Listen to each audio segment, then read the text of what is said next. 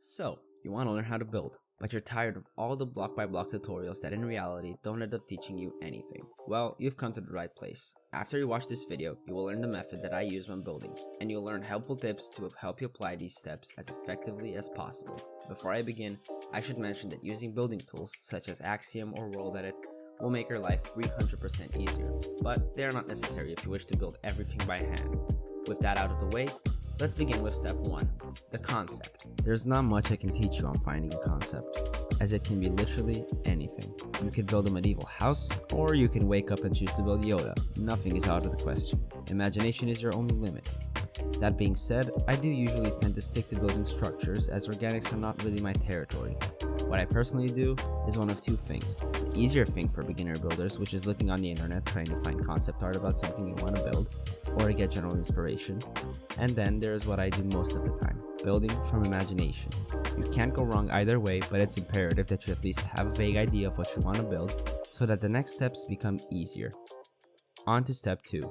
The rough plan. Now we're finally getting into the game. A simple way to put the rough planning phase is using placeholder blocks to block out your shapes in order to replace them later with your actual block palette. Here, I use different types of wool for each individual part of the build I want to be different. I always start with the walls, or if I have a foundation, I start with that. In this case, I only had to worry about the walls and then I moved on to the roof. Keep adding shapes to your build, and don't be afraid to experiment with things you haven't tried before. When punching windows into your walls, you should be focused on not overdoing it. I was guilty of doing this in the past, and it gave my builds an overdone feel. You wouldn't have windows on every single wall of your structure anyway, unless that is the feel you want to go for, which is completely fine. Remember that even things that are bad can look good if executed intentionally and well. So, with that done, now on to the next step. Step 3. Detailing. You must be thinking to yourself, is he already doing the details? Yes, that's right. I grouped texturing and all of those steps that people might categorize as being different into one big detailing step, because I actually like to think about my building process as one. This helps me visualize the end product and act on my idea. If you're a more organized person, you can think about dividing this step into as many as you need for it to make sense. That being said, I do always start with replacing the placeholder blocks with the base blocks I want for the build. On this one, it was tough for the walls and spruce for the roof, as well as ochre frog lights for the windows. I quickly moved on to turning most of the full spruce blocks to stairs, but later on, I ended up changing this too. I used the new tuff bricks and polished tuff to add some variation into the walls, and I used a deep slate bottom texture to add shadows under the stair blocks and the edges of the roof, where you would have some shadows appearing naturally.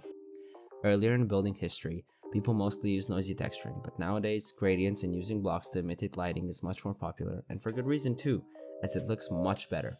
I'm not the best at this, but the basics are pretty simple. I love using walls when building to add some depth to the surface.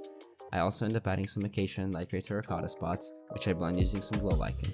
It is very important that you don't think of blocks as the materials they're intended to be, but rather as colors on a paint palette. I'm starting to sound like Bob Ross, but a 4th grader could probably paint better than me. From the circular windows, I smoothed them out with some stairs and a new copper trap door, because there are no gray ones, and so I'm forced to improvise and use whatever is closest in color. The smaller windows are really easy to detail. I used campfires and a gate to make some very simple awnings, and then I put some trapdoors to simulate window shutters. Initially, I made them all half open, but then I changed some of them to be fully open, to add some variation. Instead of using glass panes, I used fences to act as some sort of great window designs.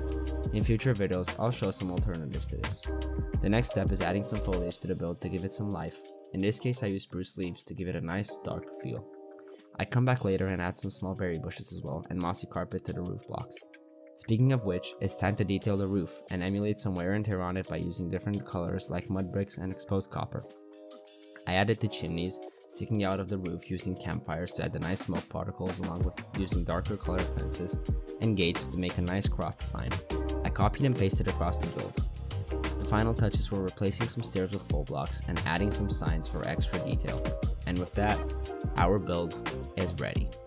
Thank you for watching my video.